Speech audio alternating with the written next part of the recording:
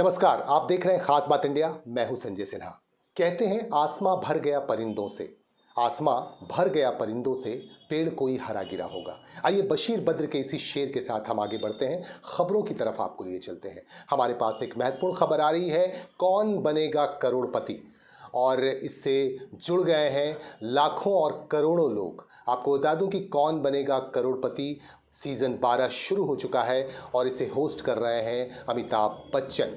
और आपको बता दूं कि सोनी टीवी ऐप के जरिए हर रोज़ 10 लखपति चुने जा रहे हैं। आप भी इसमें शामिल हो सकते हैं। आइए इसके बाद हम आपको जोड़ते हैं एक और महत्वपूर्ण खबर के साथ। पश्चिम बंगाल के आसनसोल पहुंचे यहाँ के सांसद बाबुल सुप्रियो ने जायजा लिया आज विभिन्न विकास कार्यों का।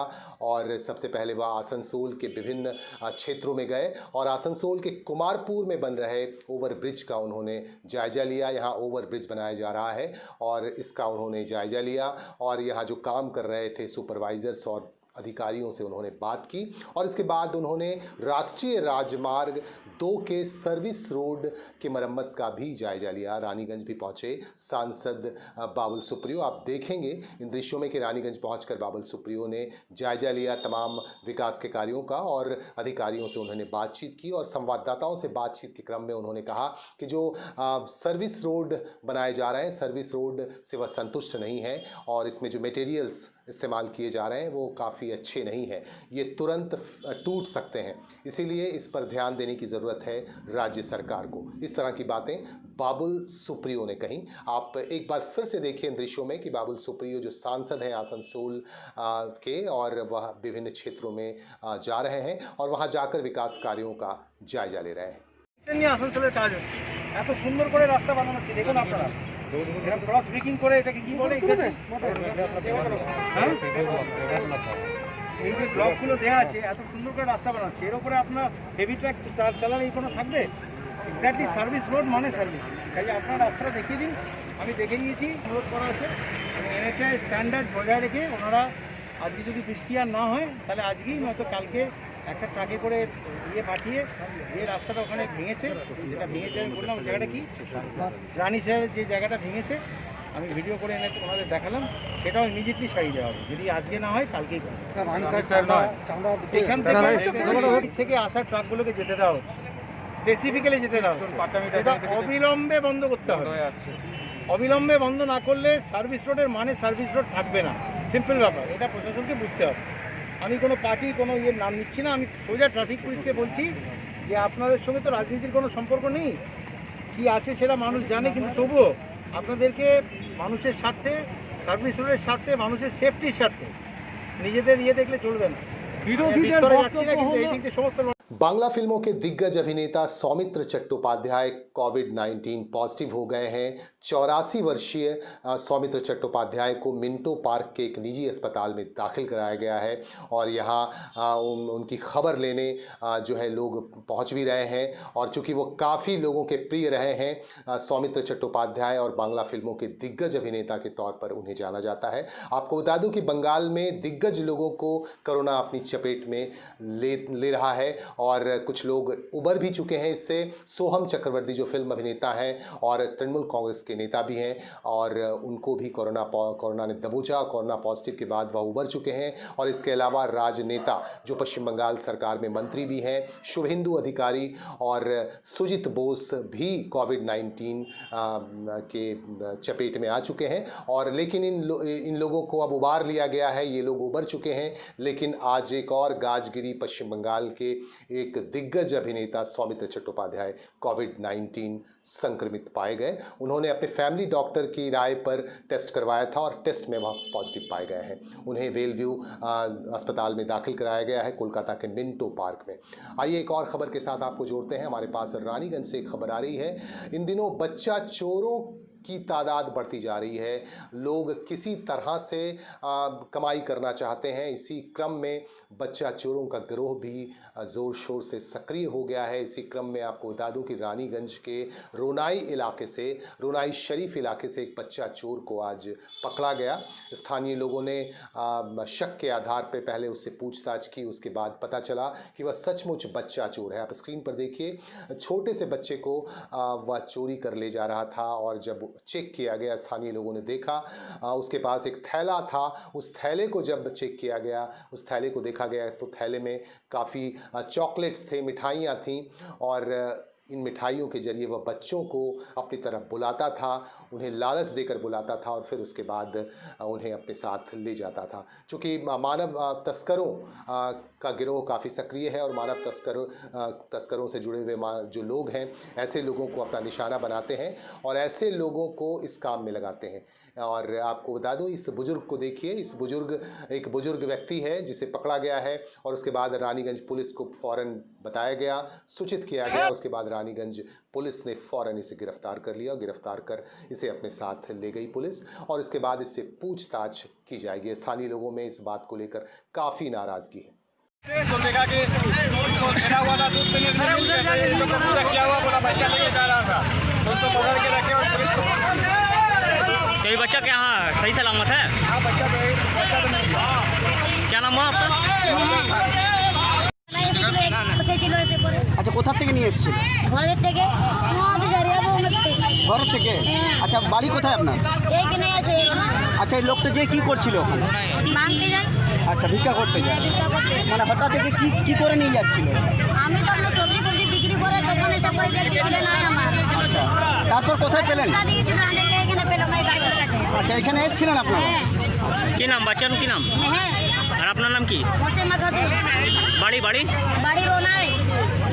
পুলিশে কমপ্লেন দিয়েছেন? এই তো বললি আছে যে কি সাজা চাইছেন?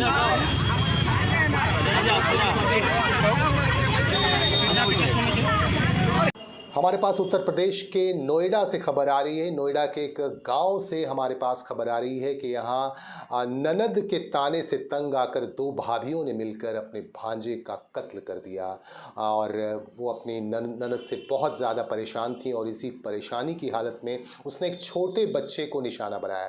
छोटे बच्चे का गला जो है दबाकर पहले उसकी जान ले ली, उसकी हत्या कर दी। आप स्क्रीन पर देखिए इन दोनों हत्यारिनों को, इन दोनों आरोपियों को, जिन पर आरोप है कि इन दोनों ने मिलकर बच्चों को पहले तो उसकी जान ली बच्चे की, फिर उसके बाद एक संदूक में, एक बक्से में उसकी लाश भर दी कपड़े में लपेटकर और जिसे एक रूम में रख दिया गया। 2 दिनों तक जब बच्चा नहीं मिला तो उसके घर वाले काफ़ी परेशान हो गए, उसकी माँ और उसके पिता और परिवार के और लोग काफ़ी परेशान थी और काफ़ी खोजबीन करने के बाद जब घर के ही एक कमरे में से महक आने लगी, बदबू आने लगी, तो लोगों ने खोल कर देखा एक संदूक से बच्चे की लाश मिली जिसे कपड़े में लपेट कर रखा गया था। एक बार फिर से स्क्रीन पर देख लीजिए, इन्हीं दोनों भाभियों ने मिलकर बच्चे की जान ली और अपने भांजे की जान ली और एक आपसी कलह की वजह से बच्चे की जान चली गई। आइए इसके बाद हम आपको बता दें कि हमारे पास एक खबर आ रही है पश्चिम बंगाल के रानीगंज स्थित जेके नगर से। जेके नगर के नेता और जो तृणमूल कांग्रेस के डिस्ट्रिक्ट कमेटी के वाइस प्रेसिडेंट भी हैं शेख मुनव्वर, उनसे हमारे संवाददाता बिरजीस इलाही अंसारी ने फ़ोन लाइन पर बातचीत की और बातचीत के क्रम में शेख मुनव्वर ने ये कहा कि आसनसोल म्यूनसिपल कॉरपोरेशन के मेयर परिषद सदस्य अभिजीत घटक जो वरिष्ठ कांग्रेस नेता भी हैं और युवा तृणमूल कांग्रेस के भी एक वरिष्ठ नेता हैं और उनकी पॉपुलैरिटी काफ़ी बढ़ गई है चूँकि वह काफ़ी अच्छे से काम कर रहे हैं और विशेषकर जामुड़िया क्षेत्र में उनका जो प्रदर्शन है, काम करने का जो तरीका है, काफ़ी प्रभावपूर्ण है। ऐसी बातें शेख मुनव्वर ने कही। पश्चिम बंगाल में चुनाव नज़दीक आता जा रहा है, लिहाजा मार्क्सवादी कम्युनिस्ट पार्टी भी अपनी सक्रियता बढ़ाने में लग गई है। इसी क्रम में रानीगंज में मार्क्सवादी कम्युनिस्ट पार्टी की तरफ से आसनसोल म्यूनसिपल कॉरपोरेशन की बोरो चेयरमैन संगीता शारदा को एक ज्ञापन सौंपा गया। रुनु दत्ता जो स्थानीय विधायक हैं और माकपा के नेता हैं, उनके नेतृत्व में एक ज्ञापन सौंपा गया। आप देख सकते हैं कि ज्ञापन सौंपने चंद लोग गए। चूँकि यहाँ पे बंदिशें हैं कि बहुत ज़्यादा लोग उनके केबिन में प्रवेश नहीं कर सकेंगे, लिहाजा 3 लोगों को ही अंदर प्रवेश करने दिया गया और 3 लोगों ने मिलकर ज्ञापन सौंपा। हालांकि जुलूस की शक्ल में कार्यालय तक काफ़ी तादाद में लोग पहुंचे जिनमें महिलाएं भी शामिल थीं और यहां पे संगीता शारदा को ज्ञापन सौंपा गया और उनसे कहा गया कि रानीगंज इलाके की सड़कें काफ़ी ख़राब हाल में हैं, काफ़ी बदहाल हैं, उस पर विचार करने की ज़रूरत है, इस पर काम होना चाहिए और कानून व्यवस्था को भी ठीक करने की ज़रूरत है, ऐसा कहा गया ज्ञापन में। कानून व्यवस्था को ठीक करने की बात कही गई। और इस संदर्भ में संगीता शारदा ने क्या कहा, आइए उनसे सुनते हैं। देखिए, वो जितना भी प्रपोजल लाए उस पर सभी पे काम चल रहा है और राशन कार्ड की प्रॉब्लम बहुत सॉल्व हो चुकी है रानीगंज में और सभी को राशन भी मिल रहा है। और डेवलपमेंट का बात उन्होंने कहा तो हर बस्ती इलाका में, रानीगंज में बस्ती क्या, रानीगंज पूरा में ही अच्छा खासा डेवलपमेंट हुआ है। कुछ जो थोड़ा बहुत है वो अभी आफ्टर पूजा वो भी कंप्लीट हो जाएगा और ऐसा कोई विशेष नहीं था, सभी कुछ अच्छे से डील हुआ है उनके साथ में। और अब बात करेंगे बंगाल के नदिया जिले के एक कलाकार की। बंगाल के नदिया जिला का एक कलाकार है तुहिन मंडल, जो अनोखे तरीके से चित्रकारी करता है और अजीब तरीके से ड्राइंग करता है। बहुत आप देख के ही आप दंग रह जाएंगे कि किस तरह से वह ड्राइंग करता है। हमारे पास कुछ वीडियोस नदिया ज़िले से आए हैं, आप देखिए स्क्रीन पर कि ये जो है इन तस्वीरों को आंकने में महारत हासिल है तुहिन मंडल को। और तुहिन मंडल जो है ऐसी तस्वीरों को आंकते हैं और छोटे डब्बे में भी इस तरह से चित्रकारी करते हैं कि आप देखकर दंग रह जाएंगे। और कह सकते हैं कि चित्रकारी के क्षेत्र में इनका एक अच्छा नाम भी है और ये कोशिश कर रहे हैं हर दिन नया करने की। और उनके परिवार के लोगों से भी हमने बात की, तुहिन मंडल से भी हमने बात की, उनसे जानने की कोशिश की। उन्होंने बांग्ला में बताया हमारे संवाददाता को कि वो लगातार काम करने की कोशिश कर रहे हैं और इस क्षेत्र में बेहतर करने की कोशिश कर रहे हैं। तो ये अनोखी कलाकारी है, वाकई अनोखी कलाकारी है। आप देख सकते हैं कि बहुत अनोखे तरीके से ये कलाकारी कर रहे हैं और इस क्षेत्र में निरंतर आगे बढ़ने की कोशिश कर रहे हैं। আমার নাম তুহিন মণ্ডল, গ্রামের নাম বড়ন্দুলিয়া, থানা চাপড়া, জেলা নদিয়া, পশ্চিমবঙ্গ। আমি প্রায় দীর্ঘ 20 বছর ধরে আঁকার কাজ করছি। আমি এই আঁকার কাজ শিখেছি আমার বাবার কাছ থেকে। উনি সাইনবোর্ড ব্যানার পোস্টার লিখতেন, আমি ওখান থেকেই আমার ছবি আঁকা শেখা। আমি শাশ্বতী চ্যাটার্জি, গ্রামের নাম বড়ান্দুলিয়া। আমি ছোট থেকে স্যারের কাছে ছবি আঁকা শিখছি। আমাদের খুব ভালো লাগে আর আপনারাও যদি কেউ দেখেন আপনাদেরও ভালো লাগবে। ও খুবই ভালো আঁকে, ওকে আমি চিনি। আমি আব্দুল মজিদ মণ্ডল, গ্রাম বড়ান্দুলিয়া, থানা চাপড়া, জেলা নদিয়া।